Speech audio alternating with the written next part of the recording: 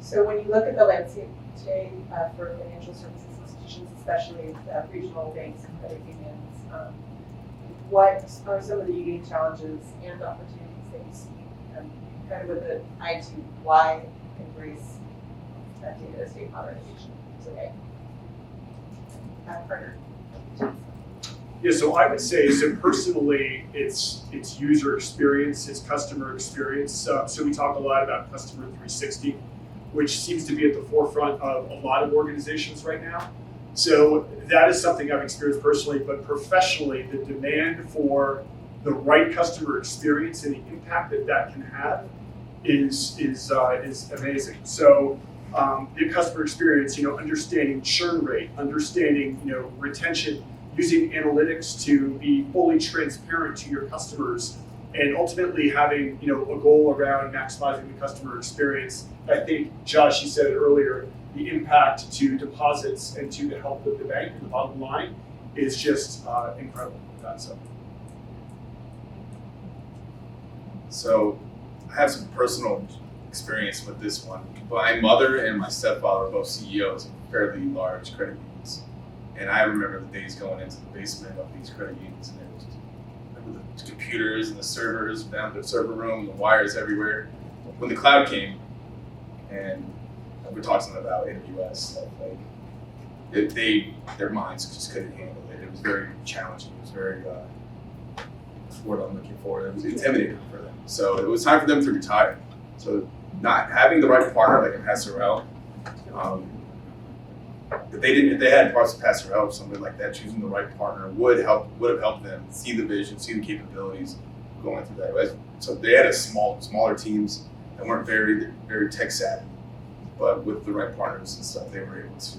They could have been able to move forward. So it was time for them to retire anyway. But they were. I remember them telling me about this. They're like, this was very scary stuff for us. So I think this, doing that migration to the cloud, using new technology that they maybe didn't learn in school was a challenging part. Yeah, I'll add to that too.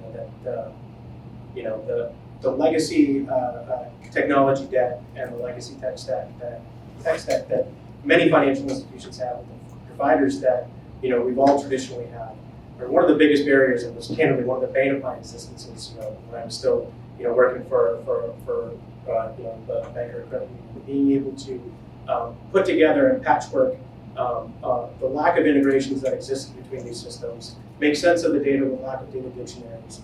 All of these things are hurdles that are very difficult and challenging for small data teams, small organizations to overcome, given the tech and data sprawl that these organizations have built over several years and decades of use. When you combine that with some of the cultural challenges that also exist, both from a strategy standpoint, talent development, and the stuck in the we've always done it this way, right, kind of mentality that you have to overcome within a community financial organization, and be that champion and that advocate to move forward. Because candidly, I think one of the real challenges that institutions have to face today is that doing it the way that we've always done is no longer sufficient. I mean, there's a real need, as the erosion of our ecosystem continues to accelerate, both from a fintech and customer experience perspective.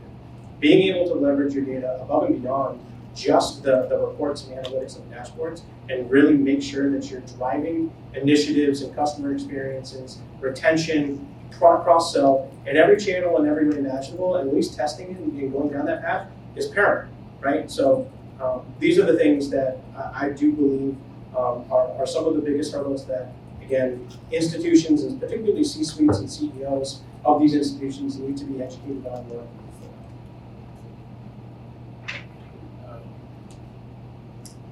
This will not surprise anyone in the room, but I'll say it anyways. Money is no longer free. So it's a big challenge, right? This is something many people aren't thinking about, right?